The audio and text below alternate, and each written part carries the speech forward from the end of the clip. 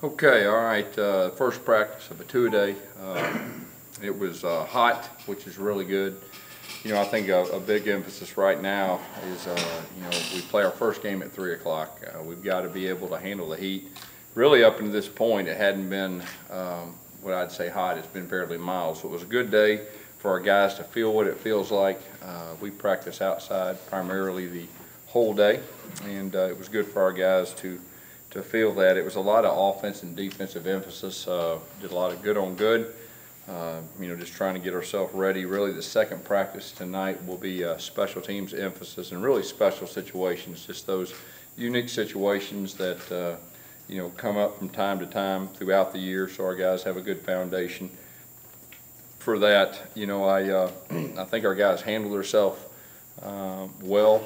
Being the first day it was really hot, and that first day that we were all primarily outside, you know, that's a big part of you know, our success, being mentally and physically in shape and be able to focus. You know, when you get tired, being able to focus, not just be able to survive, but really be able to execute your assignment. Now, that's the big challenge when it's hot, but it was good for us to be out there.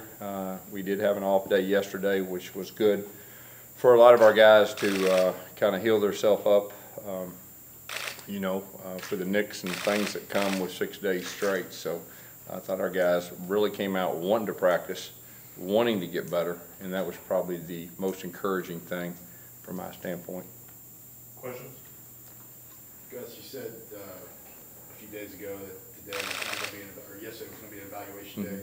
How do you feel that went, and kind of feel better about the Yeah, it was good for our coaches, you know, to have an evaluation day, just to really evaluate, you know, after 6 days, you know, evaluate the older guys, who's improved, you know, and then the younger guys. Like I said, we have a lot better information about the younger guys, and so we have a plan going into this week. There's a few guys we'll give a few more looks, and you know, before you get in the season, you just want to make sure that you're right. And the good thing is we got some very talented young guys and newcomers that could have a chance to definitely help. And so that's what we're still trying to do this week. And I know by the end of the week we'll have a pretty good grip on everything. And then we can start really focusing on our opponent primarily, you know, for the first game.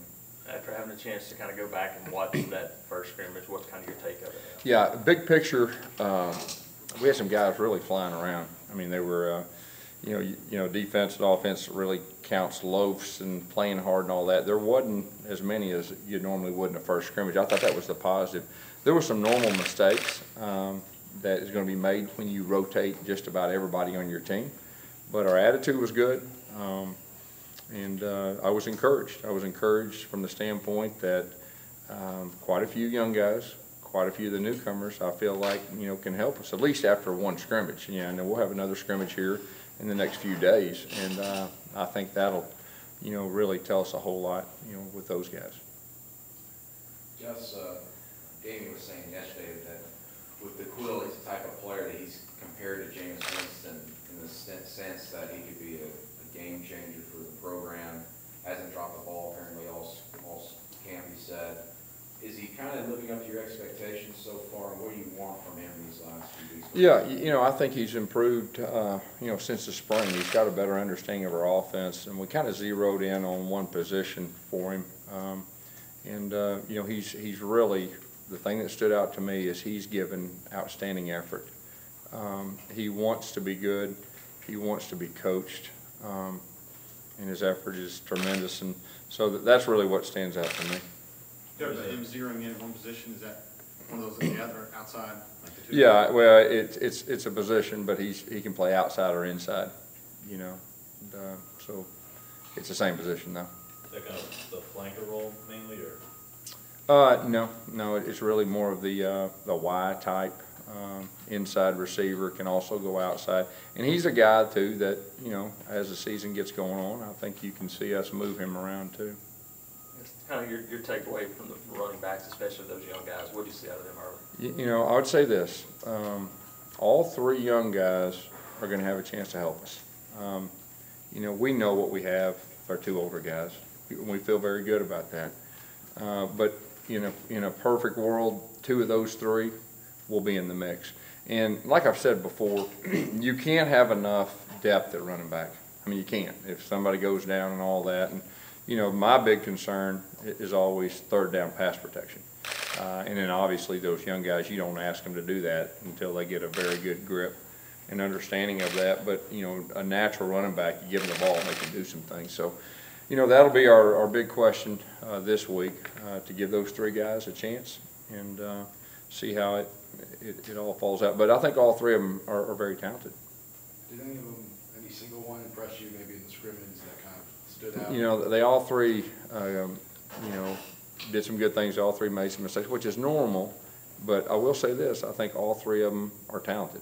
And that's the main thing, because you got to ask yourself, are you talented enough to play? And if they're talented enough to play, then, you know, all the little things, you know, who's coachable, who will protect that football? That's what's on my mind. I mean, who's going to protect the football, especially being young? And then, so hopefully we'll give them enough chances during fall camp to show, you know, who can do that and who can execute our offense and who we can count on. That's probably the bottom line. Gus, you thinking about any position moves, guys that you haven't read for practice? No, not really. We had a little bit of discussions, but nothing that we're ready to say for sure. Now, like I said, at the end of this week, I mean, that's when things really start to narrow down.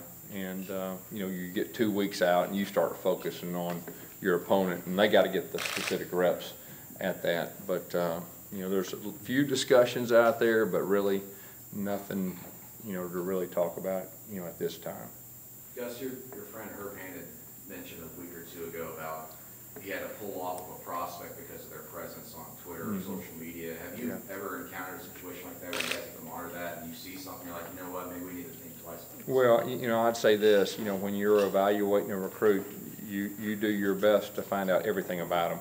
And now social media is obviously a great tool that everybody can use to find out stuff, and you can find out quicker. So I would say the majority of the teams around the country are using social media to learn more about recruits. You ever backed off a guy? I would say probably so, you know. I would say probably so. I mean, it's hard for me right now to say a specific person, but we use that, there's no doubt, to gather information, as well as, you know, the people close to them, their coaches, their principal, everything else. But, you know, it's a good tool, and it's good information to use. Were the guys who were out the past couple of days, Chad, Austin, Trevon, were they able to get back out there? Yeah, Chad was back out there. Who else did you say? Austin Golson and Trevon Reed. Yeah, Trevon was back out there. Austin Golson was not. Gus, defense now in the second year, how much have you seen those guys kind of pick up where they left off? You know, they have a better understanding of Coach Johnson's defense.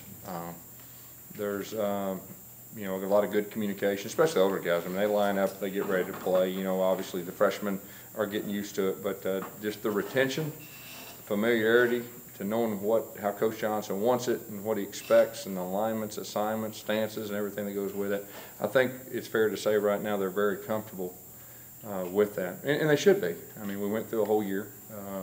Like I said earlier, in spring, we were very specific. We didn't do a lot. We just tried to get really good at a few things, and so, you know, there should be a really good foundation.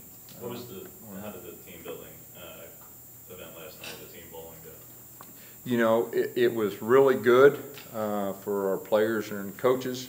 I'm a little disappointed in my team personally. We were the defending champs, and we were leading after the first game, and we folded like a cheap tent. So besides that, it was a wonderful night of fellowship, but you know, it disappointed me on the way home. I'll be honest with you, it's still in my mind. All right. Okay, thank y'all.